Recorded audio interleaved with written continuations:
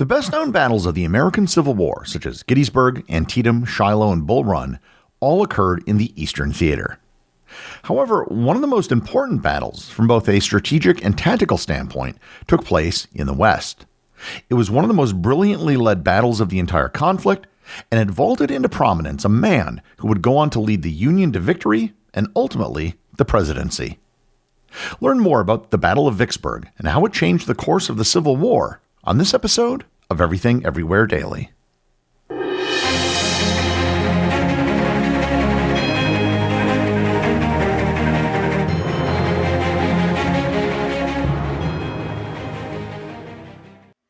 This episode is sponsored by Quince. Vacation season is nearly upon us, and you've heard me talk before about my favorite blanket and towels that I got from Quince. But did you know that they also have a collection of great travel products? Like lightweight shirts and shorts from just $30, pants for any occasion, and comfortable lounge sets. They also have premium luggage options and durable duffel bags to carry everything in. The best part? All Quince items are priced 50 to 80% less than similar brands. By partnering directly with top factories, Quince cuts out the cost of the middleman and passes the savings on to us. And Quince only works with factories that use safe, ethical, and responsible manufacturing practices and premium fabrics and finishes. For your next trip, treat yourself to the luxury upgrades that you deserve from Quince. Go to quince.com/daily for 365-day returns, plus free shipping on your order. That's QUINCE.com/daily to get free shipping and 365-day returns. Quince.com/daily. This episode is brought to you by the Nissan Armada Pro 4X. With a twin-turbo V6 engine ready to propel your adventures, up to 8,500 pounds of towing capacity to haul all your favorite toys and space for 8 passengers, Nissan's most powerful car yet will chew up and spit out anything you throw at it. Learn more about the all-new 2025 Nissan Armada at nissanusa.com. Towing capacity varies by configuration. See Nissan Towing Guide and Owner's Manual for additional information. Always secure cargo.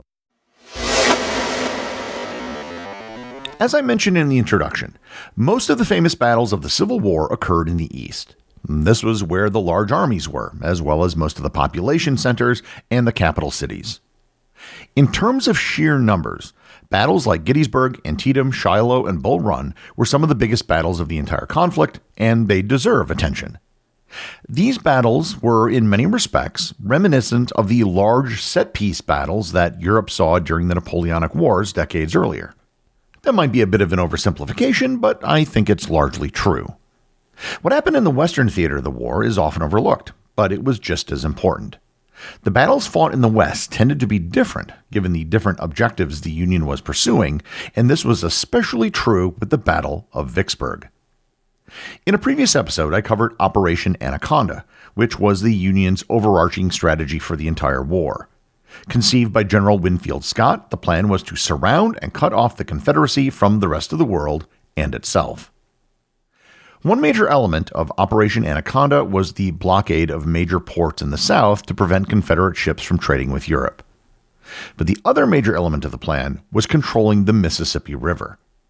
By controlling the Mississippi, it took the largest inland waterway out of the rebels' hands and also completely cut off Texas, Arkansas, and Louisiana from the rest of the Confederacy. The Union campaign on the Mississippi had gone well. By early 1863, they had captured New Orleans and Memphis, making Vicksburg the last major Confederate stronghold on the river. Vicksburg, Mississippi is situated on high bluffs overlooking a sharp bend in the river. Its fortifications and strategic location made it nearly invulnerable to a direct river assault. Confederate President Jefferson Davis called it, quote, "the nailhead that holds the South's two halves together." For the Confederacy, losing Vicksburg would be catastrophic. For the Union, capturing it would be a game-changing victory. The Union general in command of the Vicksburg operation was someone you're probably familiar with, Ulysses S. Grant. Grant had made several attempts to capture Vicksburg throughout late 1862 and early 1863, but initial efforts were stymied. He tried the Overland Campaign, which took place in November and December of 1862. However, supply line issues and Confederate cavalry raids forced Grant to withdraw. In the Bayou expeditions from January to March 1863, Grant attempted various routes through the bayous and waterways around Vicksburg, all of which failed due to natural obstacles and Confederate resistance. Grant also attempted to build a canal that would bypass Vicksburg entirely, but that effort was also unsuccessful. Grant finally realized that a direct assault was not feasible without isolating the city first. In April of 1863, Grant devised a risky but ingenious plan. The first stage of the plan was to have Union naval forces under Admiral David Porter run past the Vicksburg batteries at night to transport part of Grant's army across the Mississippi to the south of the city.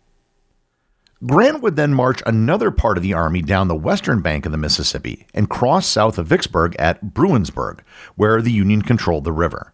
Bruinsburg is about 25 miles south of Vicksburg. Finally, once Grant crossed the river, he would work his way inland, living off the land, to cut off Vicksburg from the rest of Mississippi. On April 30th, Grant and his forces crossed the river and proceeded to win a series of battles. On May 1st, the Union secured a beachhead at Port Gibson. On May 12th, Grant defeated a Confederate force at Raymond, Mississippi. On the 14th, Grant captured Jackson, the Mississippi state capital, to prevent reinforcements from reaching Vicksburg. And on May 16th, the largest and bloodiest battle of the campaign at Champion Hill resulted in a decisive Union victory. Finally, on May 17th, the Big Black River Bridge was taken in the final battle before Vicksburg, forcing Confederates back to their defensive lines. On May 18th, with Vicksburg now surrounded, Confederate Lieutenant General John C. Pemberton retreated into the city's defensive works. The Union Army at this time numbered about 35,000 men, but would eventually be reinforced to over 70,000. Pemberton's defenders, however, numbered approximately 30,000, all of which were inside the city. Grant attempted two major assaults on May 19th and 22nd, but both were repulsed with heavy Union casualties. Realizing that continued frontal assaults would be too costly, Grant shifted to a classic siege operation. His forces built extensive trenches and fortifications around the city, steadily closing in and cutting off all supplies and reinforcements. From the very beginning, Union artillery bombarded the city almost continuously, turning homes, businesses, churches, and public buildings into rubble. The Confederate defensive works, the earthen forts and trenches radiating around Vicksburg's perimeter, were relentlessly shelled, and sharpshooters made movement during the day dangerous for soldiers and civilians alike. Food quickly became the greatest concern. Vicksburg had been partially stocked in preparation for a siege, but not nearly enough to withstand a prolonged encirclement by a vastly larger army. The rations were initially supplemented by local sources, livestock, gardens, and remaining stores of food. But these were rapidly exhausted. Confederate soldiers were soon reduced to quarter rations, and civilians fared even worse. Cornmeal became everyone's staple diet, but as supplies dwindled further, the people of Vicksburg were forced to find substitutes. They ate mules, horses, dogs, and even rats became part of their diet. Multiple contemporary accounts describe families boiling shoe leather to make it edible. Flour was so scarce that it was replaced with ground corn husks or acorns. Coffee, a Southern favorite, disappeared entirely, replaced by bitter brews made with parched corn or chicory. Disease spread rapidly under these conditions. The crowded city, combined with the scarcity of clean water and food, became a breeding ground for illnesses such as dysentery, typhoid fever, malaria, and scurvy. The Confederate Army was already weakened by malnutrition and poor sanitation, but the civilians, particularly children and the elderly, were even more vulnerable. Medical supplies were practically non-existent, and hospitals were overwhelmed using torn cloth or even paper as bandages. The dead, both military and civilian, could not always be buried properly due to the constant shelling. Shallow graves or mass burials became common with little ceremony. In order to escape the incessant artillery fire from Grant's forces, which rained shells into the heart of the city day and night, many civilians took to living underground. They dug caves into the bluffs and hills surrounding Vicksburg, creating entire networks of improvised underground dwellings. These caves ranged from simple dugouts to complex burrows large enough to house multiple families. Although life in the caves was difficult and claustrophobic, they offered protection from the shelling. People referred to them grimly as prairie dog villages. Inside these caves, residents endured stifling heat, darkness, pests, and the constant fear that a direct hit could collapse their shelter.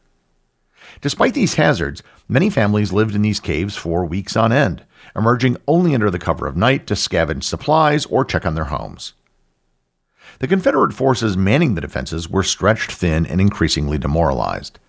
Pemberton tried to maintain morale and discipline, but desertions began to rise. Soldiers were exhausted, hungry, and sick, and they understood that no relief force was coming. General Joseph E. Johnson, who commanded Confederate forces east of Vicksburg, was slow and cautious in mounting any attempt at relief, and by the time he made serious efforts, it was too late to save the city. Letters from soldiers and civilians captured a deepening sense of abandonment and hopelessness as the siege dragged on through June. The fall of Vicksburg came not with a final Union assault, but with Pemberton recognizing that continued resistance was futile. On July 1st, his men were so weakened that they could no longer mount effective counterattacks, and there was almost no food left. After discussions with his generals and with the city's civilian leadership, who implored him to end the suffering, Pemberton sought negotiations. On July 3rd, under a flag of truce, he met with Grant. Grant initially demanded unconditional surrender, but then agreed to parole the Confederate soldiers rather than imprison them. The terms allowed the Confederates to be released on the condition that they would not take up arms again unless formally exchanged, although many of them would later rejoin the fight regardless. When Vicksburg formally surrendered, on July 4, 1863, the Union Army took control of the devastated city. Paroled Confederate soldiers were marched out and sent home. Many were so malnourished and sick that they could barely walk. The Union also captured 172 cannons. Civilians emerged from their caves to find their city in ruins. Even after the siege ended, survival remained a grim challenge for them. Supplies were slow to arrive, and many families faced continued hunger and disease in the months that followed. The ramifications of the Union taking Vicksburg were far-reaching. With the taking of Vicksburg, Port Hudson, Louisiana, which was the only other Confederate-controlled city on the river, surrendered immediately. And that gave the Union complete control of the Mississippi River from the headwaters all the way to the sea. Operation Anaconda's goal to completely surround the Confederacy was, for all practical purposes, achieved. The Confederacy was also now fully divided in two. This division severely disrupted the flow of troops, food, cattle, and other critical supplies that had previously moved eastward to support Confederate armies.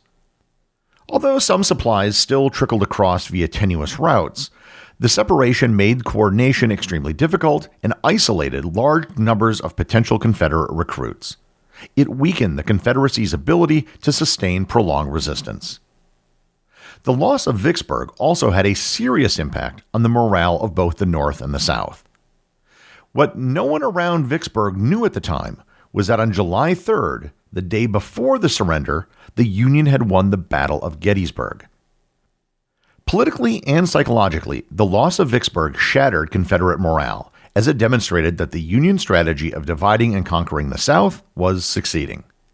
It also bolstered Northern confidence, reinforcing belief in ultimate victory and strengthening support for President Lincoln's leadership and war policies.